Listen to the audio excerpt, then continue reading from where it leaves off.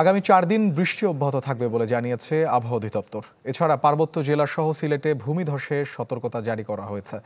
দপ্তরটি জানায়, বঙ্গোপসাগরে বিদ্যমান লঘুচাপ এখন আর নেই। ৩ নম্বর সতর্কতা সংকেত বহাল রাখা হয়েছে।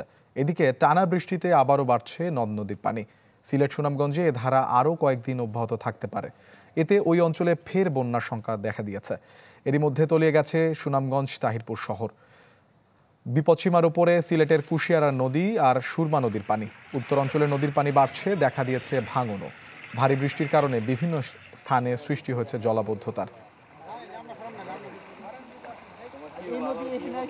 জুলাই মাসের ৩, ৪, ৫ তারিখ পর্যন্ত মোটামুটি দেশের বিক্ষিপ্তভাবে হলেও কোথাও কোথাও এই ধারা অব্যাহত থাকবে।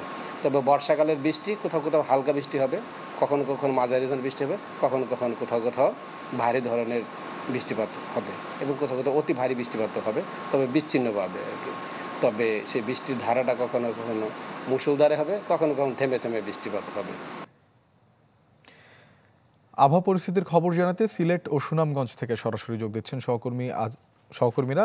আমরা চলে যাচ্ছি সিলেটে, সেখানে রয়েছেন সহকর্মী আজহারউদ্দিন শিমুল। সিলেটের আবহাওয়ার সবশেষ কি তথ্য রয়েছে আপনার কাছে, যেহেতু অনেকদিন যাবৎ বৃষ্টি হচ্ছে?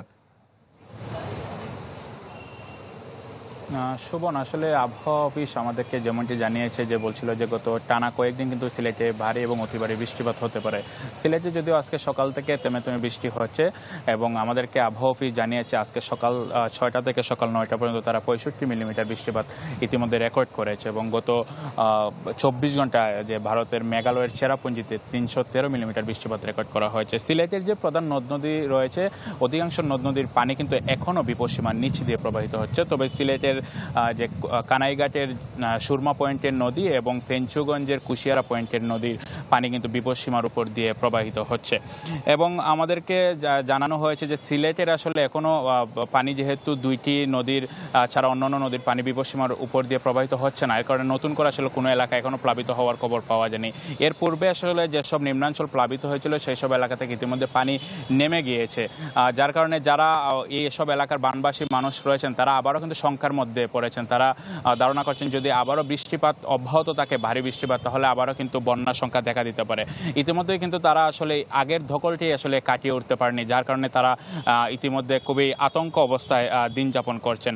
আপনি জানেন যে গত কয়েকদিনের বন্যায় কিন্তু যারা বানবাসী মানুষ ছিলেন তারা কিন্তু বিভিন্ন রোগবালাই আক্রান্তের শিকার হয়েছিলেন এবং তাদেরকে সিলেট জেলা প্রশাসন এবং সিলেট সিটি কর্পোরেশনের পক্ষ থেকে কিন্তু ইতিমধ্যে মেডিকেল টিমের মাধ্যমে স্বাস্থ্য সহায়তা দেওয়া হয়েছে। সব মিলিয়ে আসলে দুটি নদ নদীর পানি এখনো সিলেটের বিপদসীমার উপর দিয়ে প্রবাহিত হচ্ছে। শুভন। শিমুল, আপনাকে ধন্যবাদ। এদিকে সুনামগঞ্জে রয়েছেন আমাদের আরেক সহকর্মী AR জুয়েল। সুনামগঞ্জের সবশেষ কি তথ্য রয়েছে আপনার কাছে?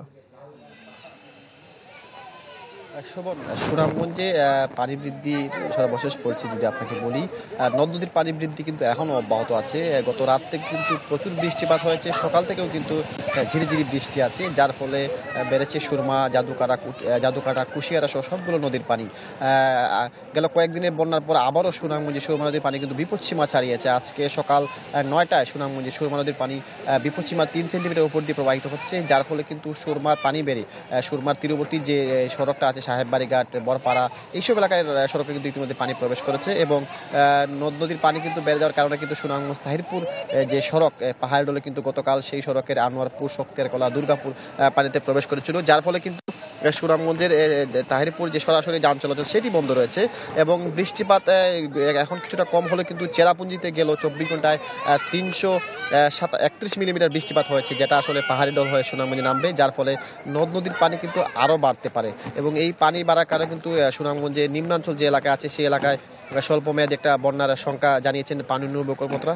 তারা বলছেন আরও ২-৩ দিন বৃষ্টিপাতের সম্ভাবনা আছে, যার ফলে কিন্তু সুনামগঞ্জে আবারও স্বল্প মেয়াদে একটা বন্যার পূর্বাভাস দিয়েছেন পানি উন্নয়ন কর্মকর্তারা। আপনি জানেন গেল ১৬ জুন থেকে কিন্তু সুনামগঞ্জবাসী ভয়াবহ একটা বন্যায় মোকাবেলা করেছিল, সেই রেশ না কাটতেও আবারও কিন্তু আসলে এই পানি বৃদ্ধির কারণে সুনামগঞ্জের মানুষজন আসলে এখনো চরম দুর্ভোগে আছেন এবং এই পানি বৃদ্ধির কারণে কিন্তু মানুষের আসলে যে বন্যার যে একটা শঙ্কা সেটা কিন্তু এখনো আছে। সব মিলিয়ে নদ নদীর পানি বৃদ্ধি অব্যাহত আছে এবং এই বৃষ্টিপাতও আছে, যার ফলে নদ নদীর পানি আরও বাড়বে। সুনামগঞ্জের বন্যা পরিস্থিতি আরও একটু খারাপ হতে পারে, তবে বলেছেন ৪-৫ দিন পরে সেটা উন্নতি হবে এবং স্বল্প মেয়াদে একটা বন্যার সম্ভাবনা রয়েছে। জুয়েল, আপনাকে ধন্যবাদ। দর্শক, আবহাওয়া পরিস্থিতির খবর জানাতে সিলেট এবং সুনামগঞ্জ থেকে যুক্ত হয়েছিলেন আমাদের সহকর্মীরা। এদিকে সিরাজগঞ্জে যমুনার ভাঙন তীব্র হচ্ছে, এরই মধ্যে বিলীন হয়েছে বেশ কিছু স্থাপনা। আরো খবর জানাতে সরাসরি যোগ দিচ্ছেন সহকর্মী হিরক গুণ। হিরক, যমুনা নদীতে পানি বাড়ার সাথে সাথে কিন্তু তীব্র নদী ভাঙ্গন শুরু হয়েছে। বিশেষ করে শাহজাদপুর উপজেলার কৈজুরি ইউনিয়নের হাটপাঁচিল গ্রামে কিন্তু তীব্র নদী ভাঙ্গন দেখা দিয়েছে। আমরা ঠিক এই হাটপাঁচিল গ্রামে রয়েছে, যদি আপনাদের একটু দেখাই, আপনি দেখতে পারবেন যে ঠিক এই নদী ভাঙ্গনে কিন্তু আজকে ভোরে যেটি দেখতে পাচ্ছেন যে একটি দোতলা ভবন কিন্তু ইতিমধ্যেই নদীগর্ভে বিলীন হয়ে গেছে এবং এছাড়াও আরও বেশ কয়েকটি ঘরবাড়ি কিন্তু নদীগর্ভে চলে গিয়েছে এবং গাছপালা সহ বিস্তীর্ণ এলাকা কিন্তু নদী ভাঙ্গনে বিস্তীর্ণ হয়েছে। এখনো কিন্তু ভাঙন অব্যাহত রয়েছে। আপনারা দেখতে পারবেন যে ঠিক এই আমি যে জায়গাটিতে রয়েছে হাটপাঁচিল, ঠিক এই এলাকাতে কিন্তু তীব্র নদী ভাঙ্গন শুরু হয়েছে।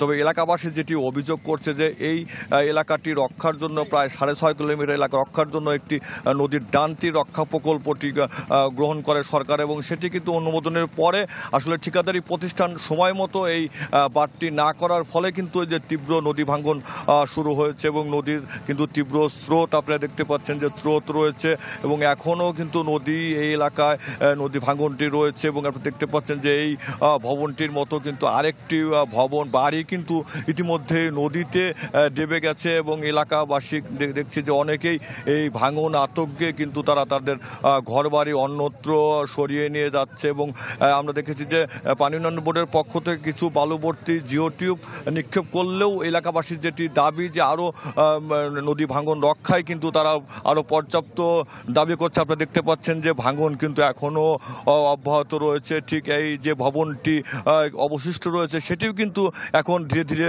ভেঙে যাচ্ছে এবং পানি উন্নয়ন বোর্ডের পক্ষ থেকে যেটি বলা হচ্ছে যে নদীর পানি কিন্তু বাড়ছে এবং আরও কয়েকদিন বাড়তে পারে।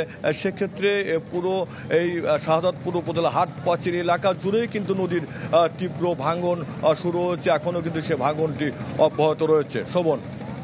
হিরক, আপনাকে ধন্যবাদ।